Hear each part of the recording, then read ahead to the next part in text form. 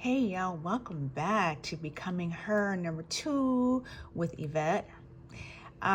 So for those of you that are just tuning in and catching me for the first time, I'm digging into the second part of a series, Finding My Purpose. So if this is your first time tuning in, go back and watch Finding My Purpose at age 58 to bring you up to speed to what I'm talking about now. All right, so let's jump into what I want to talk about today. All right, so y'all, I'm keeping it real. I'm being as transparent as I know how to be. Okay, so yes, yay, for purpose was realized. I felt on top of the world. I was like, yes, I'm focused. I know where I'm going.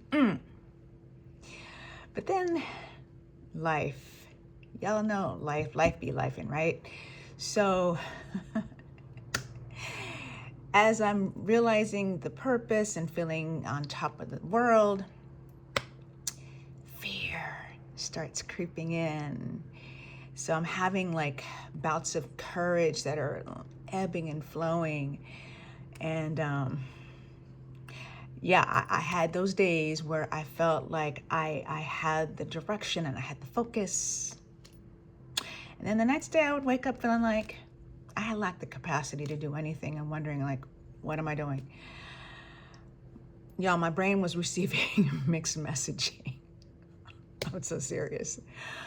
And then there was my old friend, imposter syndrome.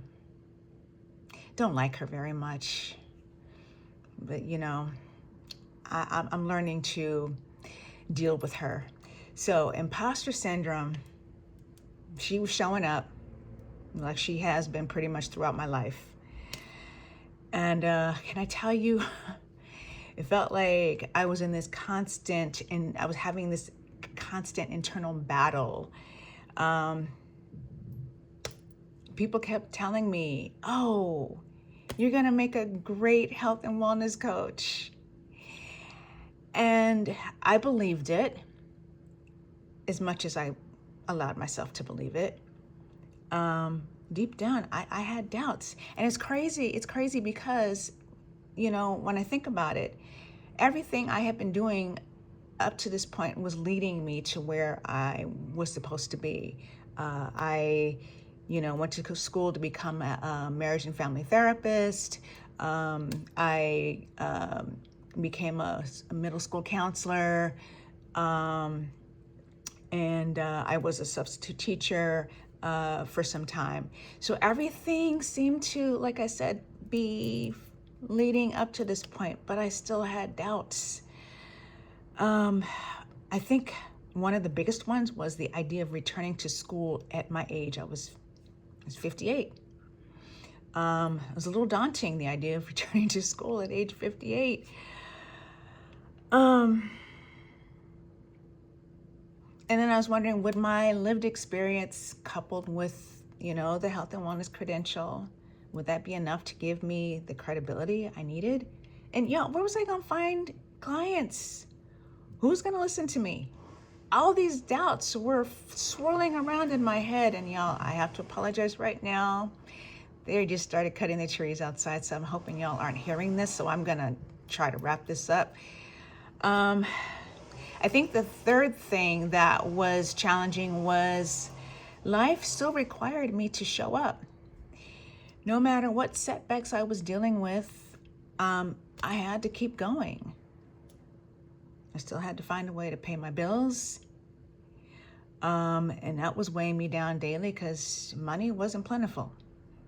But thankfully, I had an amazing support team to keep me anchored, talk me down off the ledge. And can I tell you who my biggest supporter was and still is to this day? And I owe this person the biggest debt of gratitude, and I will never stop loving this person. That's my daughter. Ooh, my daughter just has been in my corner like nobody else. I'm not discounting anybody else, but my daughter, chief among them, she was my biggest supporter. She believed in me when I didn't believe in myself. And I'm so thankful to that child. All right, so let's wrap it up.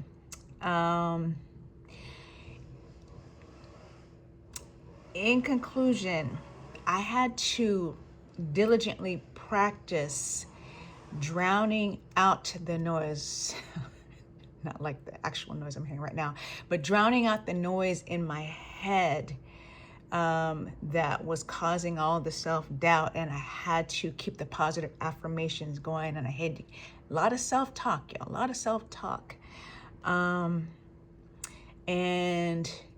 I'm still a work in progress. I'm still having my doubts, but I think the belief that I can do what I set out to do is starting to crowd out the noise of you are never going to be successful. All right, so y'all, we're going to end it here. Thanks again for joining me, and stay tuned for the third part of the series coming up next week.